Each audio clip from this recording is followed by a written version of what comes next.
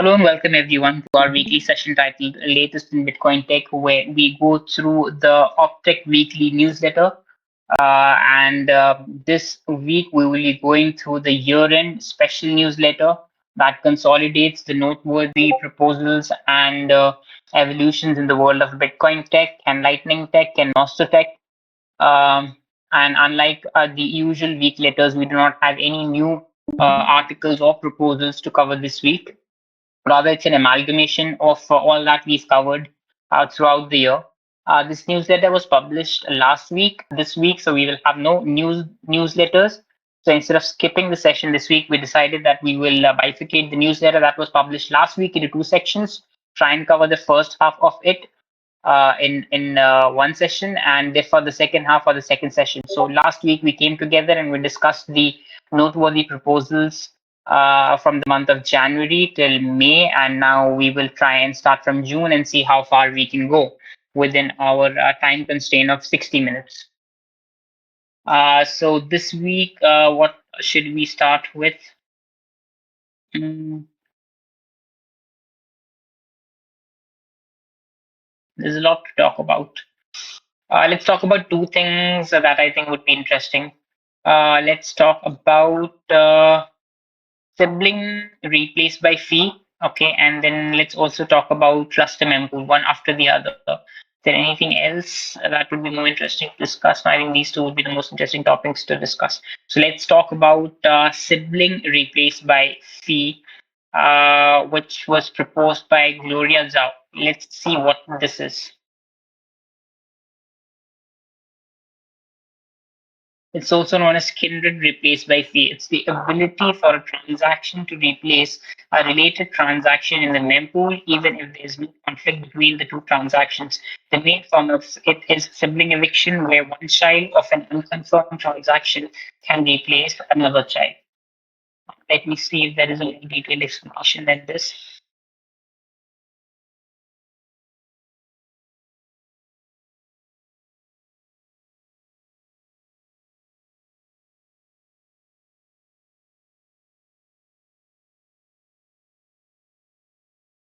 Okay, this is too detailed.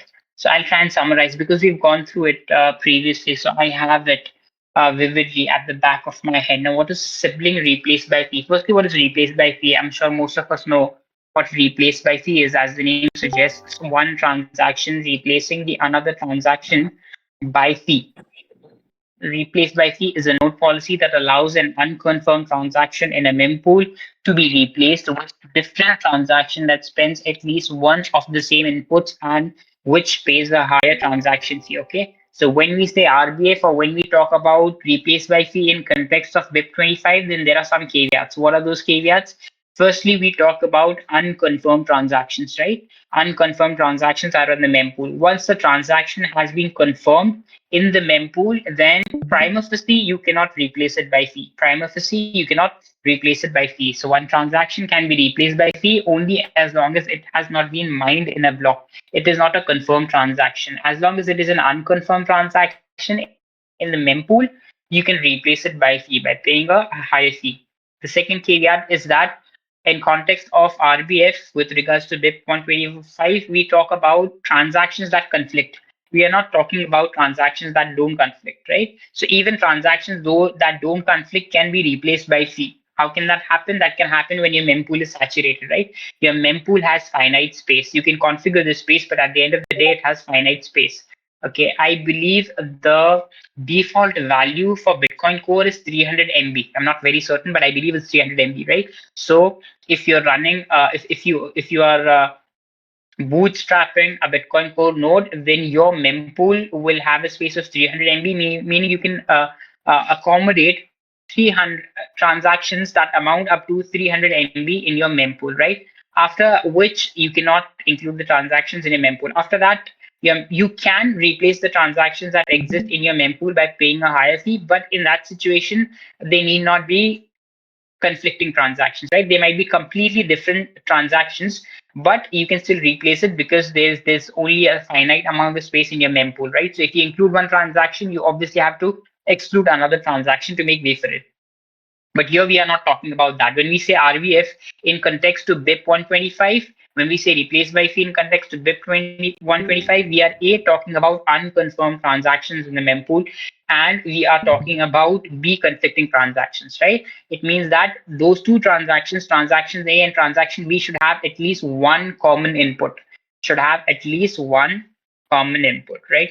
So that is replaced by fee that we are talking about. So up till now, uh, since years, the concept of RBF that we had always involved conflicting transactions, right? So we broadcast one transaction, then we want to replace that transaction with a conflicting transaction. And by conflicting transaction, I mean another transaction which has at least one output which is same as the transaction that we are trying to replace. So two transactions with the same input cannot be mined in the blockchain. In fact, they cannot even be included in the mempool, right? So two transactions, both having the same input, one or more same inputs, are conflicting transactions. They cannot coexist in the mempool. If one comes, the other has to go, right?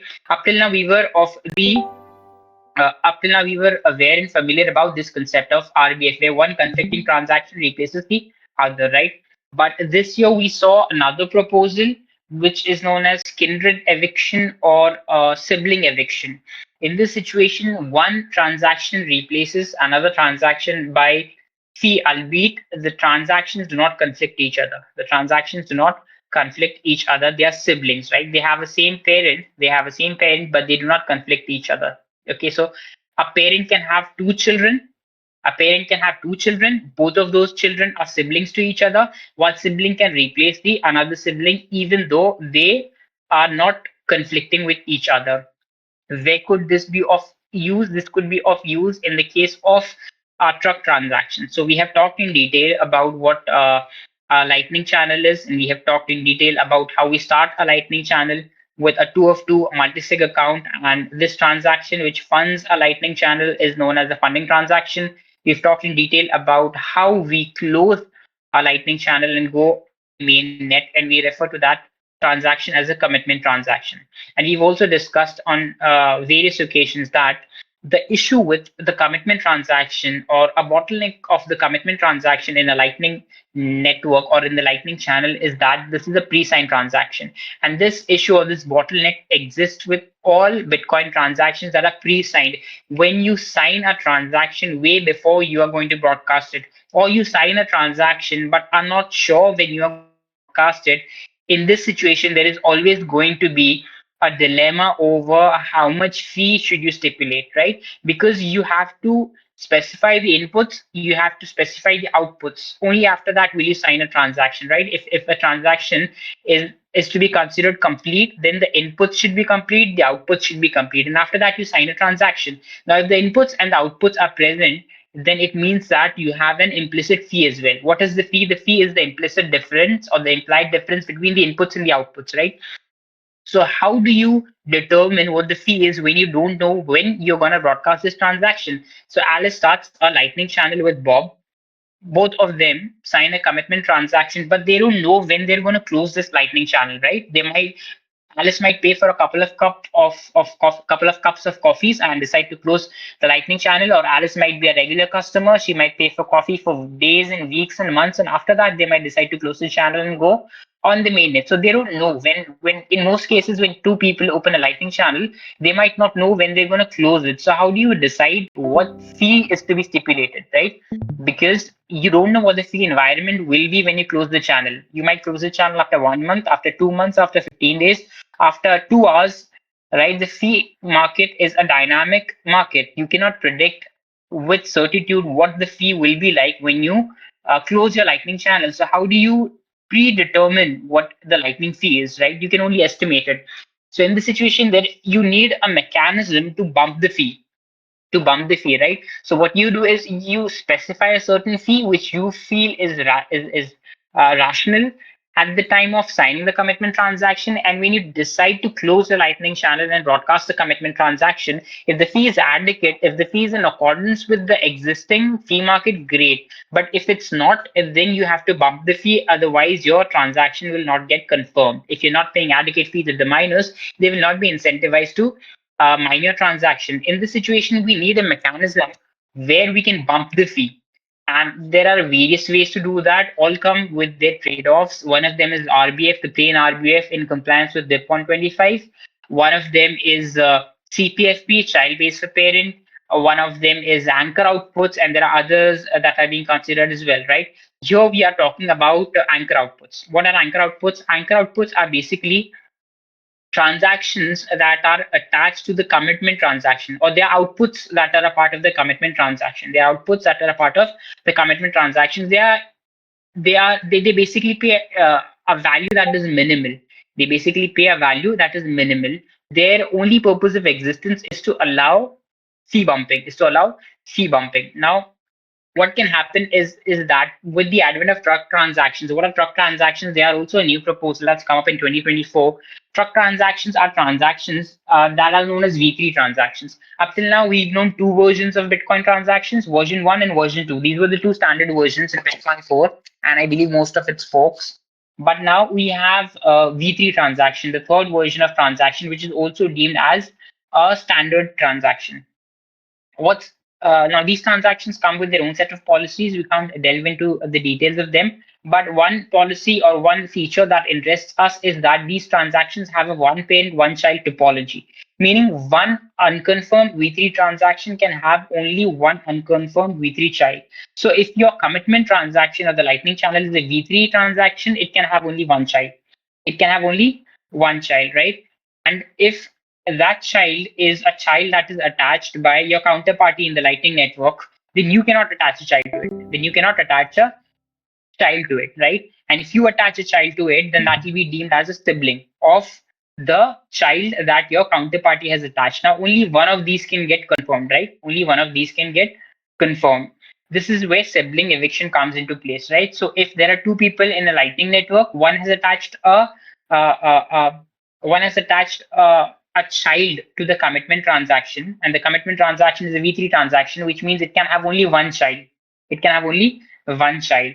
So we need an avenue for allowing the counterparty to also attach a child and pay a higher fee if they want to get it confirmed, right? Because some person can attach a child to the commitment transaction, pay a very low fee, and thereby prevent the counterparty from getting the commitment transaction confirmed on the mainnet.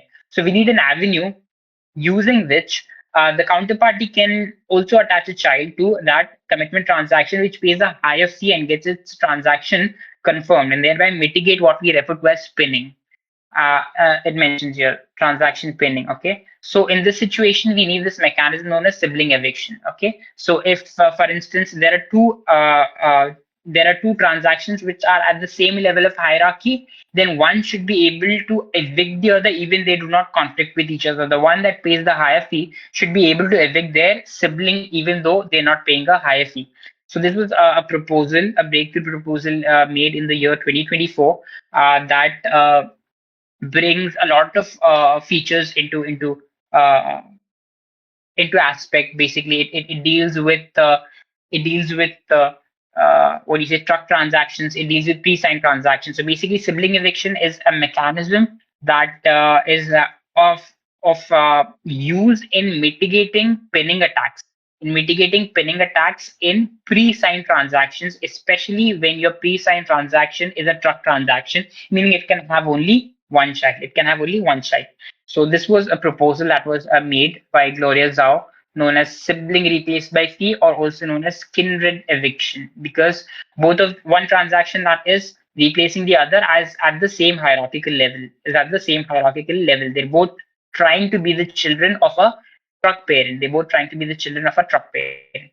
Okay, so this was a proposal that was discussed in the year or proposed in the year of 2024, known as sibling eviction. I don't think this has been incorporated yet. V3 or truck transactions have been incorporated, but sibling eviction or kindred eviction has not been incorporated up till yet. So yeah, this was sibling eviction. If anybody has anything to say, any questions to ask, anything to post, then please feel free to do so. I will not stop intermediately and ask for people to speak. Whenever you want to speak, please feel free to interrupt me and speak or post in the chat. I'll probably have a look at the chat once in a while. And if you ever feel like speaking, then just feel free to interrupt me and unmute yourself and talk in the middle. Right, let's talk about cluster mempools a little. Cluster mempool is also something that was discussed a lot throughout the year. Let's see, we will, yeah, it's not that big. We can read it. We can read it. Cluster mempool is, I think, a proposal on which um, Peter Wooler is working, or at least he's leading the project. So this is a proposal that aims to overdo the analogy of, the anatomy of the mempool. The mempool looks and behaves and arranges data and transactions in it in a certain manner, uh, which uh, this proposal cluster mempool aims to optimize. Cluster mempool aims to optimize it. Let's just read through what a cluster mempool is. A cluster mempool is a proposal to associate each unconfirmed transaction in the mempool with related transactions, creating a cluster. Each cluster contains fee rate sorted chunks consisting of one or more transactions. If we limit a cluster's size, we also limit how much needs to be recomputed in response to new transactions being added to the mempool, allowing algorithmic decisions affecting the entire mempool to complete fast enough to use them in P2P network code. Okay, so up till now, the transactions in a mempool were arranged in uh, they were basically arranged in the form of ancestor fee rate. Okay, so whenever you want to include, if let's assume there are two transactions that are competing to enter the mempool. Okay, we just now discussed that the mempool has a finite size. Okay, I'm assuming that the default value for Bitcoin Core is 300 MB. So you have an mempool that is of 300 MB.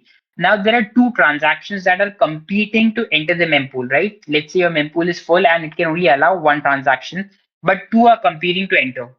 Let's say both of them are paying the same fee and the same fee rate. Okay, so now how do you decide which transaction enters, right? Because one has to enter, the other cannot enter because the space is finite. It is determined on the basis of ancestor fee rate. Okay, if transaction A and transaction B are competing to enter the mempool and only one transaction enters and the mempool is saturated, then how will we decide whether transaction A enters or transaction B enters, right? It is decided on the basis of ancestor fee rate. We take the fee that transaction A is paying, and then we see if transaction A has unconfirmed ancestors that are in the mempool, if it has a parent, if it has a grandparent, if it has a great grandparent, right? All the way up. We calculate the fee that transaction A is paying along with its unconfirmed ancestors. Then we do the same with transaction B. We take transaction B, we see what fee it's paying, we see what fee its parent is paying, what fee its grandparent is paying, what fee its great grandparent is paying, all the way upwards. And then we see which transaction's ancestor set is paying a higher fee, and the transaction whose ancestors are paying a higher fee get included in the mempool. Okay, so currently the transactions are entered or given priority to enter the mempool based on how much ancestor fee they are paying. The transaction that pays the higher ancestor fee gets priority. That's how you accept transactions in the mempool. How do you eject? Okay, let's say the mempool is full. Now one transaction is trying to enter the mempool. Okay, now if one transaction enters, obviously some transaction will have to go out to make the exit for it, right? Because you only have 300 MB to work with. Let's say that entire 300 MB is clogged up. Now another transaction wants to get in. What do we do? Okay, we if this transaction is to enter the mempool, then something from the mempool has to go out. What is the criteria? What's the benchmark? What's the parameter to determine which transaction goes out of the mempool? It is descendant fee rate. It is descendant fee rate, right? So if we want to eject one transaction, okay, we see the transaction that is paying the lowest descendant fee rate. So if my entire 300 MB of mempool is filled with transactions, I will eject the transaction that is paying the lowest descendant fee rate. So I will take every transaction, see how much its unconfirmed child is paying, how much its unconfirmed grandchild is paying, how much its unconfirmed great grandchild is paying, and the transaction whose descendant set pays the least amount of fee will get ejected. Okay. So to include a transaction, we see the ancestor. Which transactions unconfirmed ancestors are paying the highest fee, we include it. And to eject out, we calculate the descendant set. Which transactions descendant sets, unconfirmed descendant set is paying the highest fee, right? So there were loopholes. I won't say loopholes, but there was slight discrepancy, or there was some scope for optimization in this mechanism. It was observed that this mechanism is not foolproof. Like it is not perfect. It does not always give you the best transaction. It does not always give you. If you follow this algorithm, then it is not necessary that your mempool will always include the most minor incentivizing transactions.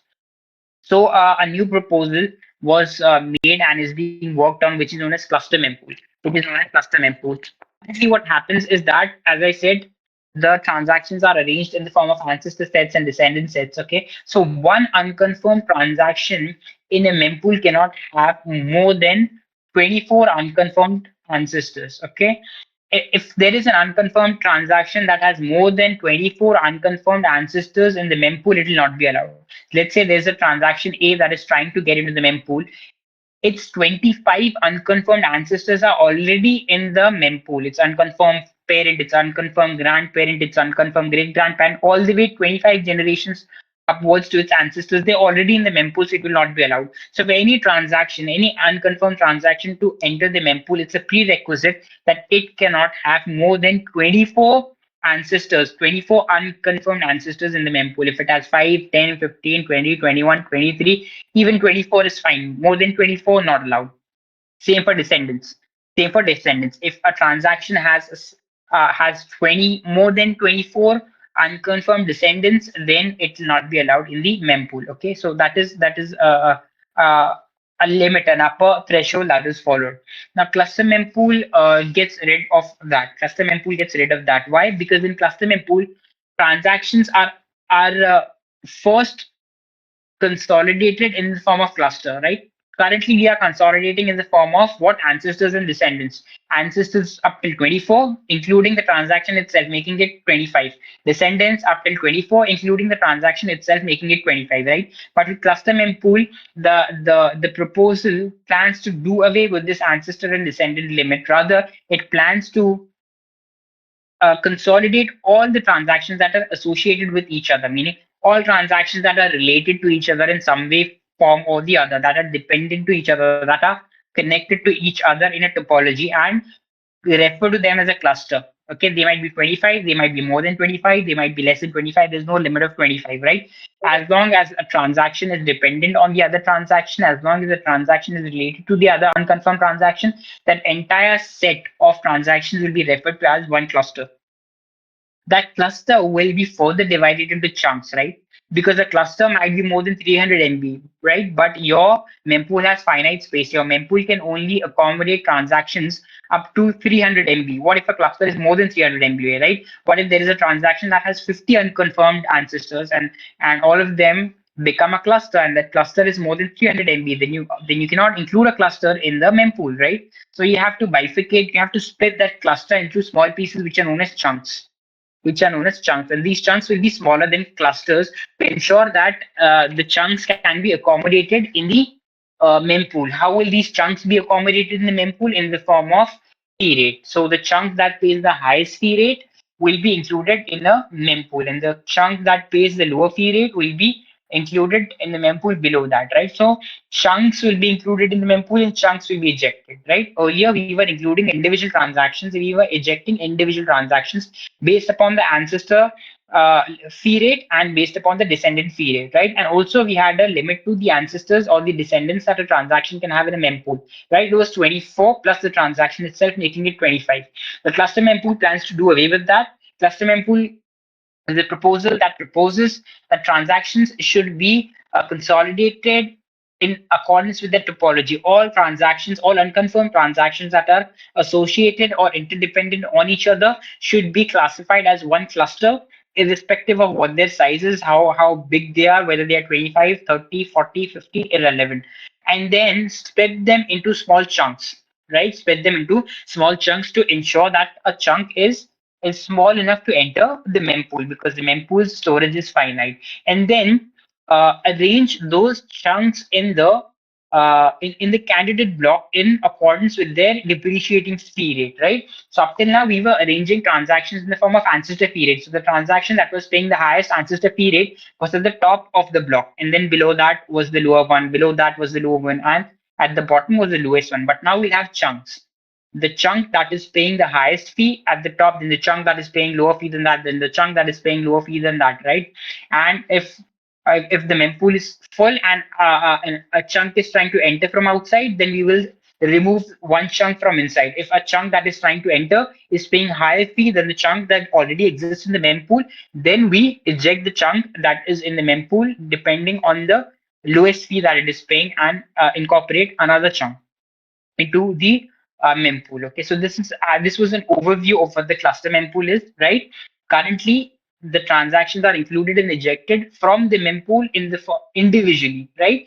They are individually considered to for inclusion and ejection from the mempool depending upon their ancestor fee rate. For inclusion, it's ancestor fee rate. For ejection, it's descendant fee rate, right? And the upper limit is either 24 plus one ancestors or 24 plus one descendants, right? And this mechanism had scope for optimization, and that is why this proposal of cluster mempool was made to overdo the anatomy of the mempool, to come up with a proposal where transactions that are interlinked with each other, that are associated with each other, that are interdependent on each other, will be consolidated in the form of clusters, and then those clusters will be split or bifurcated into chunks, and transactions will be included or ejected from the mempool depending on the chunks. So the chunk that pays the highest fee has the highest chance of getting confirmed on the blockchain. It remains at the highest level of the topology, and the chunk that is paying low below that. And chunks, if one chunk from outside is trying to enter the mempool, then the chunk in the mempool which is paying the lowest fee will make way for it. This is as a whole what cluster mempool is. Whoever is interested can dig into it in more detail. Okay, and how this gets rid of CPFP, right? This child pays for parent. We will not be able to have child pays for parent anymore if cluster mempool goes live, because child pays for parent is like, there's this thing called CPFP carve out, which is a mitigation for paying a tax. We'll not have that anymore because that depends on the 25 ancestor and descendant limit. And with cluster mempools, when if cluster mempools happen, then we will do away with the 25 ancestor and descendant limit. So then in that situation, we cannot have the CPFP carve out, and that is why we need things like sibling eviction, which we discussed recently. So that's what cluster mempool is. We'll move on to the next one, except if anybody has any questions or anything to share or ask. In that case, we can give that a thought. Where is everyone gone? Everyone's here. Any limit on number of transactions in a chunk? Uh, I don't think there is a limit to the number of transactions. I think the limit will be on the size of the chunk. I'm not sure about it. This is just a proposal as of now. I'm not even sure if they've decided on number, right? Because it's a proposal that is being worked on. It's not that this is live or that you can run an implementation, or it's just being worked on. And as far as I know, there is a proposal for a chunk.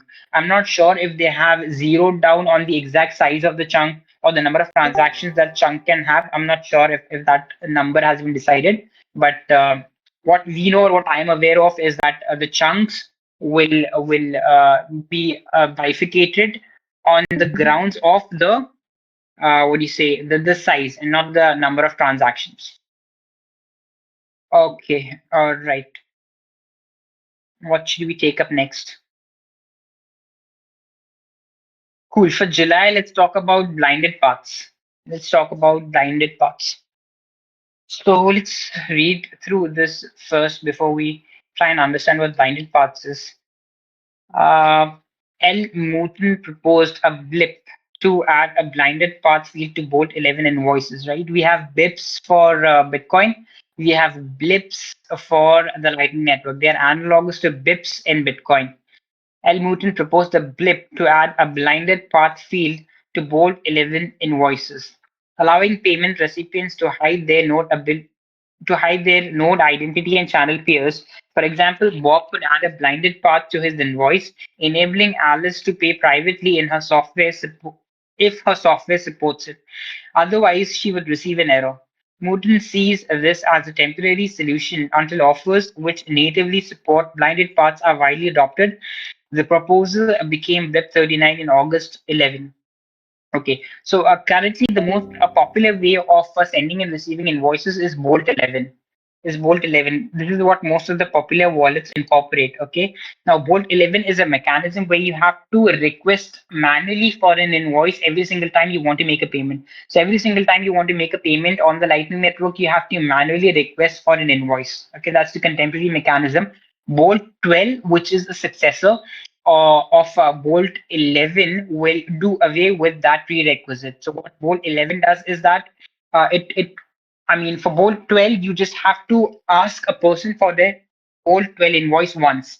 And once you have their Bolt 12 invoice, and every single time you want to make a transaction, you want to make a Lightning payment to them, you don't have to manually request for an invoice. All of this happens within the Lightning network, like your node and their node, your Lightning client and their Lightning client communicate with each other, communicate with each other, and all of this happens in an automated manner, right? So you don't have to individually ask for an invoice, right? Currently what happens is that if you are having a cup of coffee and you want to pay on the Lightning network in compliance with Volt 12, you have to ask for an invoice, right? Once you make the payment, if you want to pay the same person again, you have to again ask them for another invoice, so you pay for the second cup of coffee. If you have then, let's say, a sandwich, you have to ask them for another invoice. That's Bolt 11. That's the contemporary mechanism, right? Bolt 12, how does Bolt 12 work? You can ask a person for a Bolt 12 invoice once. It is known as an offer. Once you have that, the next time if you want to pay, you don't have to manually ask them to send you an invoice. All of this happens on the Lightning network itself, right? Your client communicates with their client and asks for an invoice, and their client sends you a an invoice. All of this happens within the Lightning Network. That's Bolt 12, but that's not been incorporated by most of the clients currently. I think LND is the most popular Lightning client, which has, I believe, more than two-thirds of the user share. And I am of the assumption that they do not support Bolt 12 up till now. I think it's CLN and eClear that support. I'm under the impression that LND does not support Bolt 12 up till now, right? So this proposal, I think, is talking about adding blinded paths to Bolt 11. Adding blinded paths to Bolt 11. Now, what is a blinded path? Let's see what a blinded path is in the Lightning Network. Okay, all right, yeah. So L. Mouton posted to Delving Bitcoin a proposed blip specification for an optional field that could be added to Bolt 11 invoices to communicate a blinded path for paying the receiver's node. For example, business person Bob wants to receive a payment from customer Alice but does not want to disclose the identity of his node or of the peers with whom he shares channels. He generates a blinded path starting a few hops out from his node and adds that to an otherwise standard Bolt 11 invoice that he gives Alice. If Alice uses software that can parse that invoice and route a payment using blinded paths, she can pay Bob. If Alice uses software that doesn't support the blip, she will be unable to pay the invoice and will receive an error message. So if you are running a Bitcoin client that supports Bolt 11 and you want to use blinded path, then there can be two scenarios, right? If your counterparty also uses a client that supports blinded paths, in that situation, great. Both of you can uh, create and pay Bolt 11 invoices using blinded paths.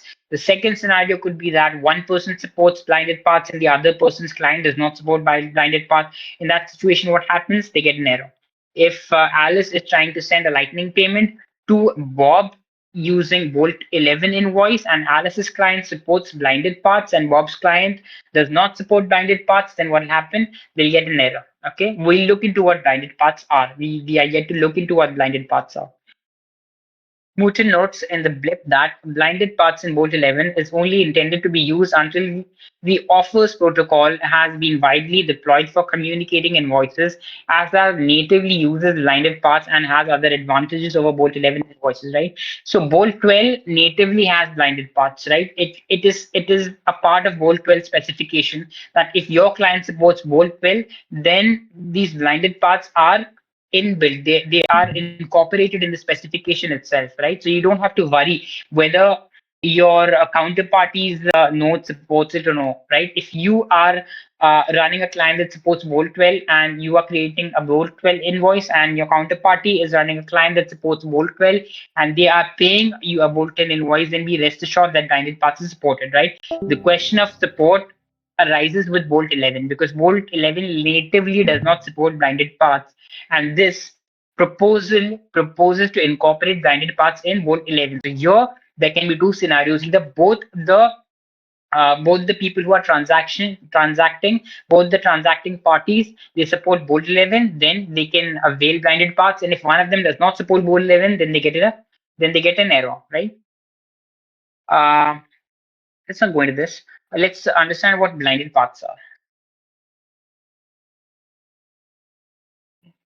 Rendezvous, routing, hidden destinations, and blinded paths are names for techniques that allow an errant node to send a payment to an unannounced node without learning where that node is in the network, topology, or what channels it shares with other nodes. Okay. So what happens is that if Alice wants to make a payment to Bob on the Lightning Network, Alice needs to know Bob's address, right?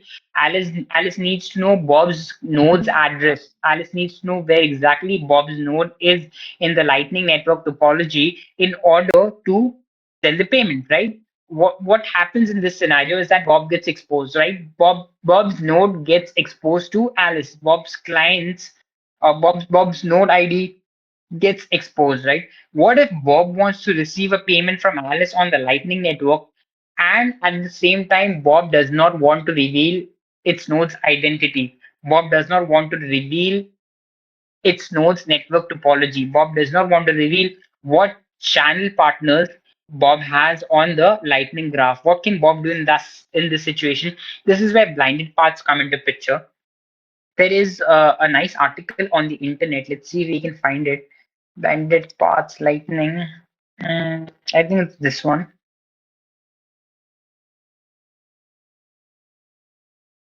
Right, it's this one. Okay. Let me zoom in a little.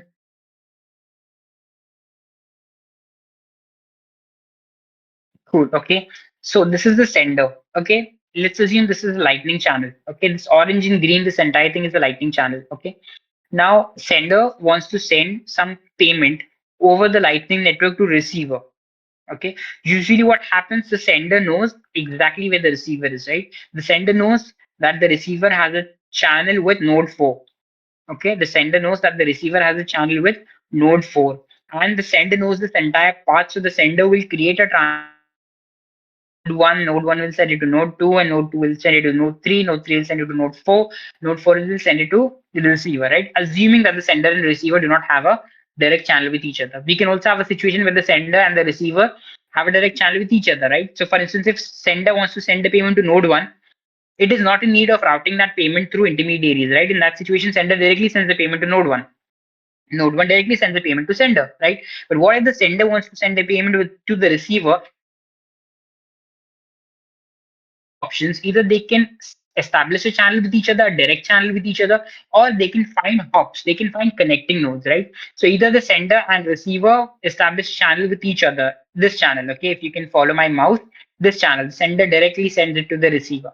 If they don't want to bear that overhead, then they can look for a channel, they can look for nodes that connect them to their end destination, right? To their end destination. So this is the path. Sender 1 is connected to node 1 is connected to node 2 is connected to 3 to 4 to receiver, right? Now, what if the receiver does not want to expose its identity? What if the receiver does not want to tell the sender where exactly it is situated in the network topology? What if the receiver does not want to tell the sender what its node ID is? What measures can it take to do that? In this situation, we have this proposal known as blinded paths. What can happen in a blinded path? The receiver the receiver will only reveal node 2 to the sender. Okay. The receiver will only reveal node 2 to the sender. So this path, the green one, will be hidden, it'll be blinded. And this part will be, or this path will be known, right? So the receiver will tell, I'm like breaking it down into very easy to understand mechanism, right? So receiver will tell the sender to route the payment to node 2. That is it. Okay. So node 2 will be the final point of contact. So the sender will send the payment to node 1, node 1 will send it to node 2. Then node 2 will send it to node 3, but this will happen in a blinded way, in a private way. Sender will not get to know what happens here. Sender can only see what is in orange. What is in black, the sender is blinded to it. The sender is blinded to it. Okay. So the sender does not know that the receiver has a channel with node 4 and node 4 has a channel with node 3 and node 3 has a channel with node 2. The sender does not know that. Okay. The sender just knows that he has to route the payment to node 2, and then from node 2, the payment will reach the receiver. How the sender does not know. Okay. So the sender sends it to node 1 sends it to node 2. After that, what happens, the sender does not know. So this entire channel or this entire path is hidden. So the receiver's identity is hidden. The sender does not know where the receiver is. The sender does not know that the receiver has a channel with node 4. So receiver 4's identity remains confidential and its node ID remains confidential. And the fact that it shares a channel with node 4 also remains confidential, right? So this enhances the privacy of the receiver. As it says, the green one is only known by the receiver. It is only known by the receiver. Okay, so this is a blinded path. So if you want to accept a payment from someone on the Lightning Network without revealing your node ID, without revealing uh, what other nodes you share a channel with on the network, then you can use blinded payments. Okay, such that you reveal half part and you hide the other half part. Okay, so the sender does not know what your node ID is and what other nodes you are sharing a channel with. This is known as blinded path. And I always give an analogy of an Amazon delivery. Okay, so I'm sure most people here might have ordered something or the other from Amazon in their lives, or some other e-commerce platform, eBay, Flipkart, whatever, depending on which part of the world you come from, Alibaba, whatever.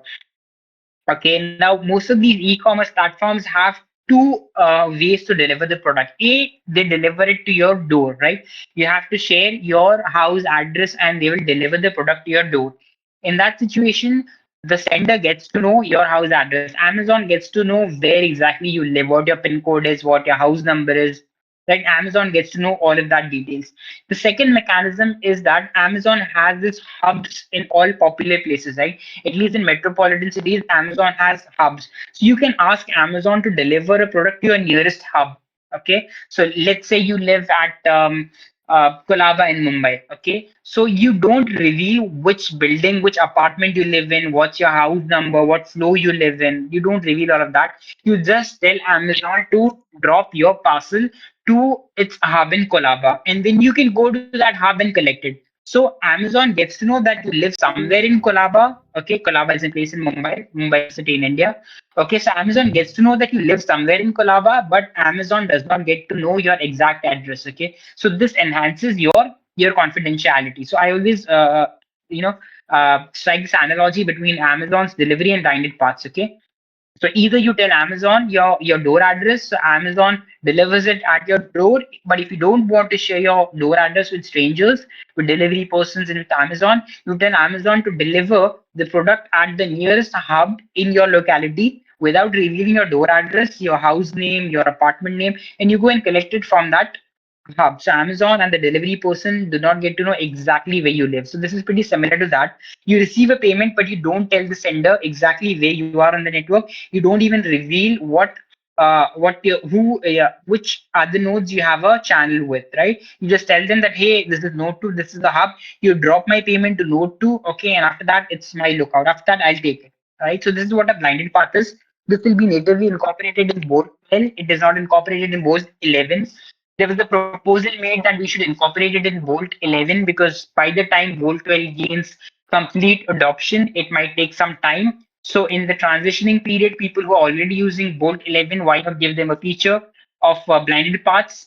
Okay, but there's to and fro to it. Some developers are not in favor of it. They're saying that this just adds an overhead, this just adds a burden, this deviates us from working on Bolt 12. It's better that we focus on Bolt 12, and when Bolt 12 gains adoption, then blinded paths should be natively incorporated in Bolt 12. We should invest our time and energy on adding these blinded paths to Bolt 11 because eventually we want to do away with Bolt 11 and make Bolt 12 the go-to mechanism for everyone to make and receive payments on the Lightning Network, right? That's what a blinded path there is, and that is how it works in context to the Lightning Network. This was another proposal that we talked about. What month was it? I don't. I made maybe in July. Okay, so this was a proposal that was made in July. Anything to add? Any questions? Nothing. How much time do we have? We're at 8:42. We started at 8:05. We'll probably go on for the next 15 minutes. Let's see, maybe we can cover two topics in the next 15 minutes. Which one should we take? Hmm. We can take this. Let's see. Yeah, both of these are connected to each other. I think we'll probably only be able to take this one. So let's take this one for 10 minutes. And after that, if we have any questions, then we can take that, else we can wind up. So probably the last one we were able to reach August. I'm not even sure if they will publish a newsletter on this week. If they do not publish a newsletter this week, then we can probably continue with September, November, and December. And if they publish a newsletter, then we'll take that newsletter. For now, this probably will be our final topic for the week. Let's see what this is. It's a network simulator. We all know what a simulator is, right? A Hyperion network simulator. Soji Delgado released Hyperion, a network simulator that tracks how data propagates through a simulated Bitcoin network. The work is initially motivated by a desire to compare Bitcoin's current method for relaying transaction announcements with proposed OLE method. Okay, let's look into what this is. I'm assuming everybody knows what a simulator is, right? It basically is a software. It basically is a tool that simulates the Bitcoin network. It can be used for testing purpose. It can be used for testing purpose. So if developers want to release a new client, or they want to make some changes, protocol changes, or if they want to test any soft forks, then they can develop a simulator which simulates the real world environment, right? It's an adiabatic environment. Like, to test anything in a laboratory before actually publishing it out for the people to use it, right? So it's like that. Like, a simulator is a laboratory. It's an adiabatic environment where you can test stuff before actually publishing it out for people to use, right? That's what a simulator is in this context. Let's see what this simulator is about. So Sergey Delgado posted to Delving Bitcoin about Hyperion, a network simulator he's written that tracks how data propagates through a simulated Bitcoin network. The work is initially motivated by a desire to compare Bitcoin's current method for relaying transaction announcements and the inventory messages to the proposed early method, right? What was the purpose of creating the simulator? It was to test the Ole relay method. Ole is a proposal that intends to change the way in which transactions are announced, right? So on we always hear this word peer to peer, right? Whenever we talk about Bitcoin, we talk about peer to peer. We say that Bitcoin is a peer to peer network.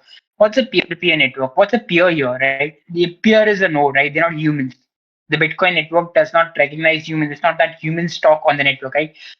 Your only way of communicating on the Bitcoin network is what your node. If you want to talk to someone, if you want to communicate to someone on the Bitcoin network, you do it through your node, either through your node or somebody else's node. Basically, it has to be a node, right? You can only propagate information on the Bitcoin network using a node, using a Bitcoin node. So when we say peer, a peer in context to Bitcoin is a node. It's not a human being. So what do peers do, or what do nodes do on Bitcoin? They gossip, right? We always hear this, that Bitcoin is a gossiping protocol. What do they gossip? They gossip different pieces of information, right? They gossip messages, which could be transactions, which could be blocks, right? Which could be addresses, right? So if you are running a node, your node gets to know of a new no of another node's address, it will gossip. It will inform all the other nodes about that new address that it just heard about. If your node sees a transaction for the first time, it validates it and then it gossips. It shares the information of that transaction. It shares that transaction with other nodes. If it sees a block, it validates that block and it shares it with the other nodes. Right? That is how information is propagated on the Bitcoin network. When one node sees a piece of information for the first time, it validates that information and it gossips it to other peers, meaning other nodes. And then that ripple effect, right? From one node sends it to the other to the other, the other to the other, and there are thousands and hundreds and thousands of nodes on the network. And that is how there is consensus reached, right? That is consensus reached. Once that piece of information is shared across all the nodes, that's the consensus that is reached on the existing state of the network by all the nodes. Now, one of the messages that is the most important is the transaction message. So whenever a node on the Bitcoin network sees a transaction for the first time, it validates that transaction. Once it ascertains that the transaction is valid, it propagates it, it broadcasts it, it gossips it with its peers. Now, there is a certain way in which it is done currently, and there is a proposal known as OLE, which tries to overhaul this mechanism and reduce the amount of bandwidth that is consumed in relaying transactions. Let's see what Early does.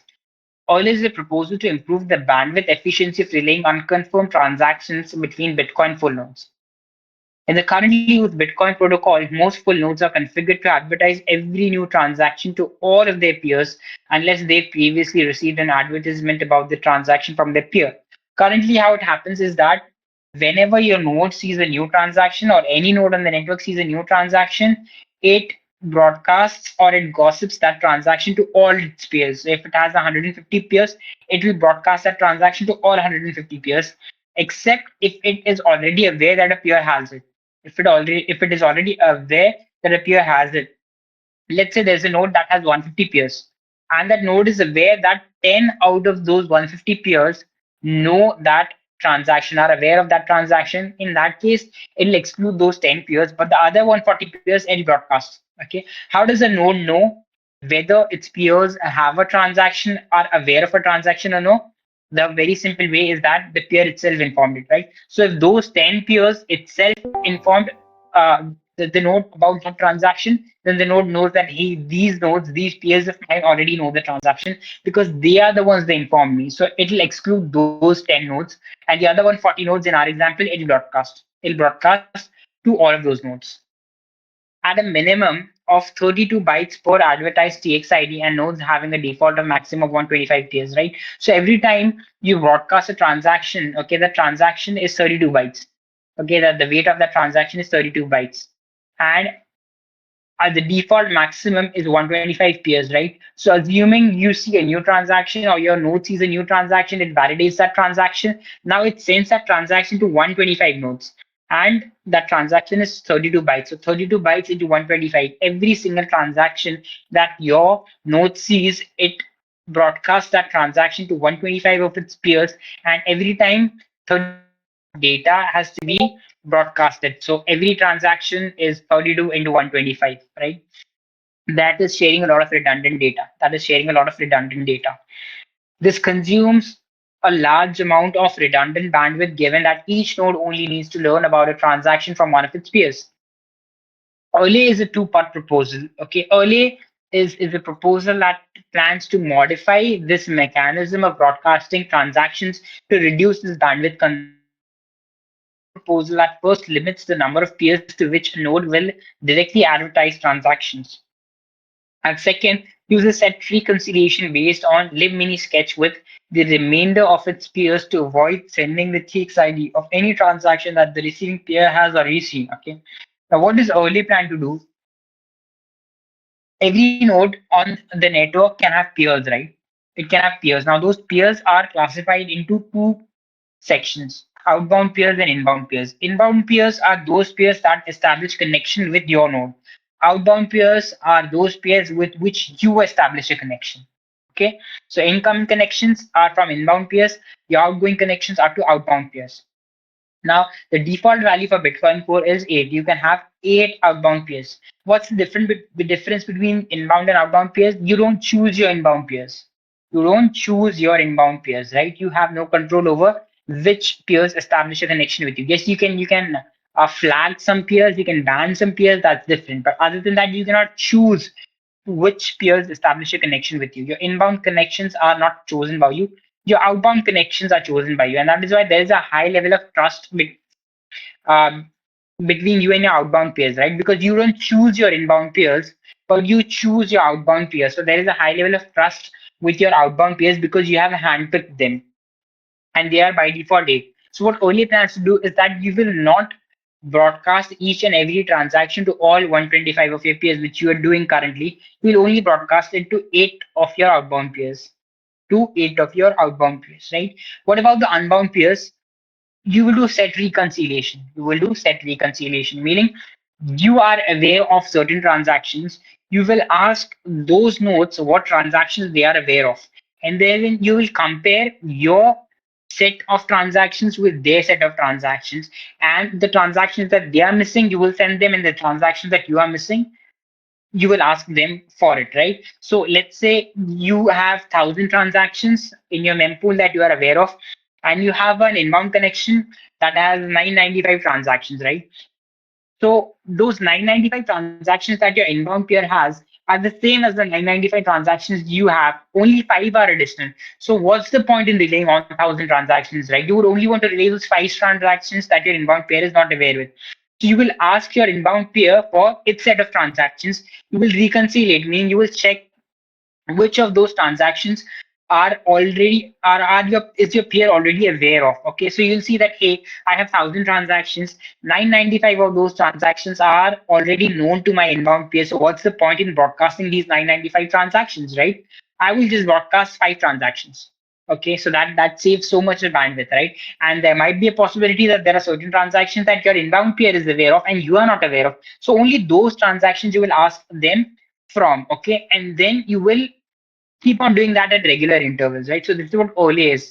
Currently, what we do is every time we see a transaction, we validate it and we broadcast it to all our inbound and outbound peers, except if there is a peer that we already know is aware of this transaction. We will exclude those peers. Other than that, we will relay the transactions to all our peers. What OLE plans to do is that we will only broadcast each and every transaction to our eight outbound peers.